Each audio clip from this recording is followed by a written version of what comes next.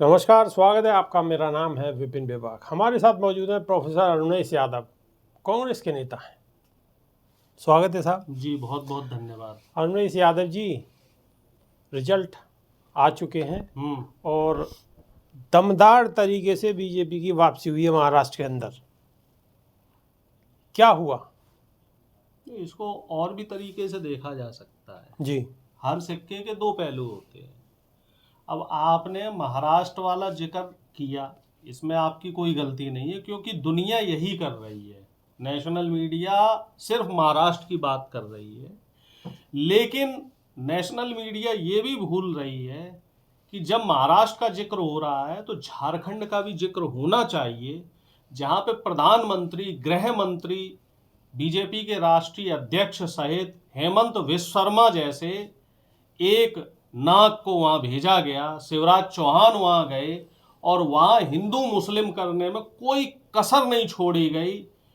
कोई भी वहां पे एक भी ऐसा सरकारी तंत्र नहीं बचा था जिसका दुरुपयोग ना किया गया हो। चंपाई सोरेन को इंडिया गठबंधन से उठाकर अपनी पार्टी में शामिल करना, तमाम तरह के छल प्रपंच और झूठ को गढ़ना, सैकड़ों की संख्या में यूट्यूबर्स को और मीडिया कर्मियों को पैसे देकर झारखंड में भेजना, वहां प्लांट करना और वहां झारखंड में फेक न्यूज फैलाना, फेक न्यूज की फैक्ट्री बनाना। बीजेपी का एक ऐड भी बड़ा प्रचलित रहा जिसमें मुसलमानों को गलत तरीके से वहां दिखाया गया, जिसपे सुप्रीम कोर्ट ने संज्ञान लिया। फिर बाद में चुनाव आयोग का हस्तक्षेप हुआ और उस वीडियो को बीजेपी के ऑफिशियल हैंडल से डिलीट करवाया गया।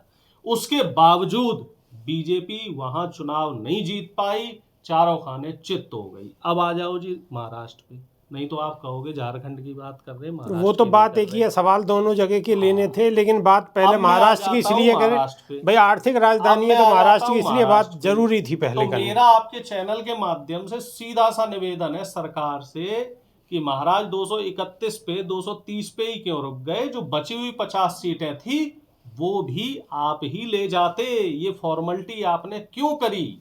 मतलब एक तरफ किसान बदहाल है, किसानों को आत्महत्या महाराष्ट्र में सबसे ज्यादा हो रही है। एक तरफ सारा निवेश आप महाराष्ट्र से उठा के ले गए गुजरात में, एक तरफ आपके नेता लाखों करोड़ों रुपया जनता को बांटते हुए पकड़े गए। आपके खुद के सहयोगी दल ने योगी आदित्यनाथ जी को मंच पे फटकार दिया कि आपका बटेंगे कटेंगे नारा महाराष्ट्र में नहीं चलेगा, और शिवसेना शिंदे गुट के मुख्यमंत्री जी ने तो जहां भी बटेंगे कटेंगे के पोस्टर लगे थे वो सारे पोस्टर फड़वा दिए थे। और खुद अजीत पवार के जो बयान आ रहे थे कि सरकार को तोड़ा मरोड़ा गया और अडानी जी वहां मौजूद थे। जब इस तरह का माहौल महाराष्ट्र में है और उसके बाद 230 सीटें आ जाती हैं तो इसका मतलब है कि दाल में काला नहीं, पूरी दाल ही मतलब आप चुनाव पे सवाल उठा रहे हैं? आप सवाल तो उठे पड़े हैं। उत्तर प्रदेश की हम लोगों ने 2-3 दिन पहले बात करी, अखिलेश यादव जी ने धड़ाधड़ 20-25 ट्वीट करे, 12 पुलिस वाले सस्पेंड हुए नहीं हुए। उसके बाद आज परिणाम देखो, 7 सीटें बीजेपी को। आप वोटिंग परसेंटेज देखो, 50% से ज्यादा कहीं वोट पड़ा हो तो बता दो। गाजियाबाद में 33% वोट पड़ा, मैं मान ही नहीं सकता। जब लोकसभा चुनाव में उत्तर प्रदेश ने रिकॉर्ड तोड़ दिए, 70% से ज्यादा वोटिंग हुई और अब 20% की गिरावट हो रही है, और बीजेपी कुंदरकी जैसी सीट पे ये कह रही है कि मुसलमानों ने बीजेपी को वोट दिया है, तो ये सरासर लोकतंत्र की हत्या है, सरासर शासन प्रशासन का दुरुपयोग है। पिस्तौल की नोक पे, बंदूक की नोक पे और शासन प्रशासन के डंडे पे चुनाव को प्रभावित किया गया। जो चुनाव परिणाम आए उनसे आप बिल्कुल सहमत नहीं है और संतुष्ट नहीं है? देखो, हम संतुष्ट नहीं है और हमें उम्मीद थी कि ऐसे ही परिणाम आए। संतुष्ट इसलिए नहीं है कि लोकतंत्र की हत्या हुई, दर्शक भी समझ लें। तमाम वीडियो वायरल हुए, हमारी कोई मनगढ़ंत लेकिन प्रोफेसर अरुणेश यादव प्रोफेसर अरुणेश यादव एक तरफ आप सवाल उठा रहे हैं महाराष्ट्र के अंदर, और झारखंड के अंदर आपको संतुष्टि है? झारखंड में पुलिस किसके हाथ में थी? इंडिया गठबंधन के हाथ में। हमने बेईमानी होने नहीं दी। आप हमें बताइए, अगर मोदी मैजिक चल रहा है, बटेंगे कटेंगे चल रहा है, तो राजस्थान में दौसा सीट हम कैसे जीत गए? अगर बटेंगे कटेंगे योगी मैजिक चल रहा है, तो कर्नाटक में उपचुनाव में बीजेपी सीट क्यों नहीं जीत पाई? तेलंगाना में क्यों नहीं जीत पाई? वायनाड में प्रियंका दीदी 4 लाख के भारी मतों से, रिकॉर्ड तोड़ मतों से कैसे जीती? मध्य प्रदेश में हम विजयपुर सीट कैसे जीते?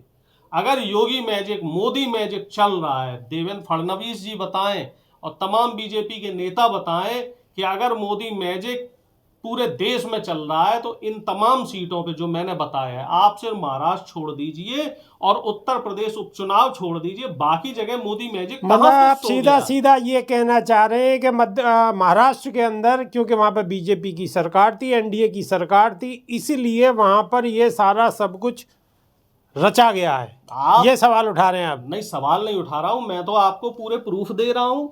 ठीक है। झारखंड में क्यों नहीं जीते? राजस्थान में क्यों नहीं जीते? मध्य प्रदेश में क्यों नहीं जीते?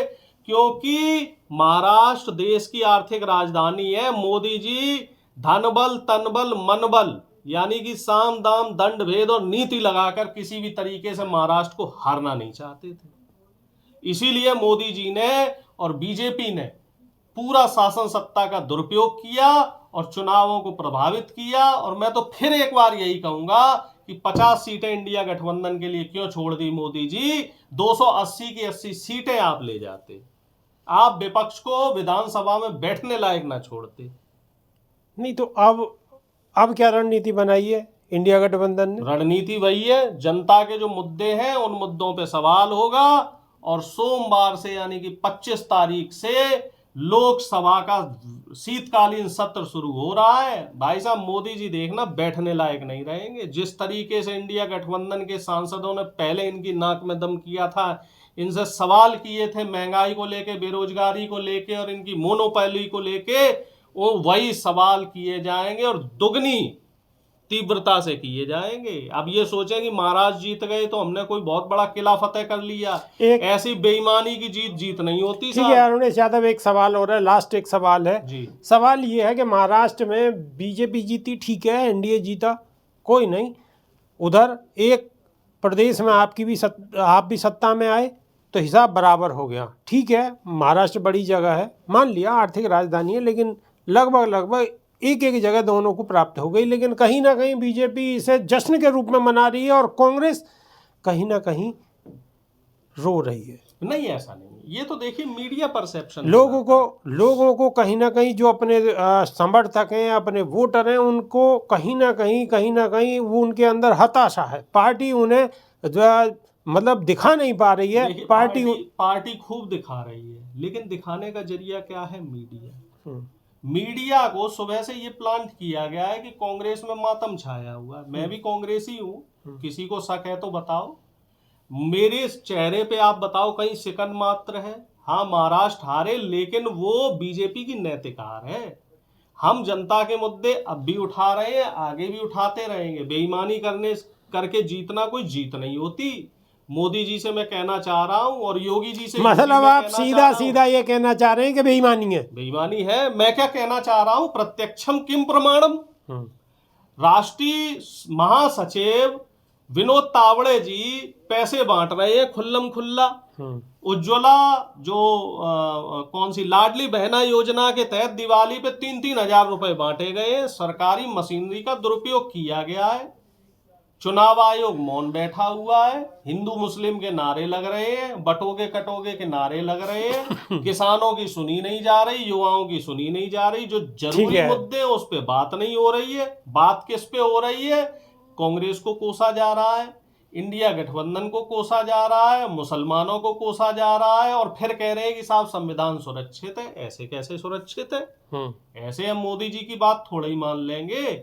और इधर बटेंगे कटेंगे के चक्कर में आप देखना, मतलब आने वाले शीतकालीन सत्र में मजबूती के साथ में इंडिया गठबंधन सवाल उठाएगा। अरे खूंटा गाड़ देंगे भाई साहब, ऐसे नहीं छोड़ने की। चलिए ठीक है। अरुणेश यादव ने बड़ी बेबाकी से बात को रखा है और महाराष्ट्र का एक बहुत छुपा हुआ राज बिल्कुल क्लियर कर दिया है। आप कैसे देखते हैं? कितनी सच्चाई अरुणेश यादव की बातों में है, जो इन्होंने सवाल उठाए हैं। आपको क्या लगता है, कमेंट के माध्यम से अवश्य बताएं। बहुत बहुत शुक्रिया। नई वीडियो में फिर रूबरू होंगे। बहुत बहुत धन्यवाद। जी धन्यवाद। नमस्कार।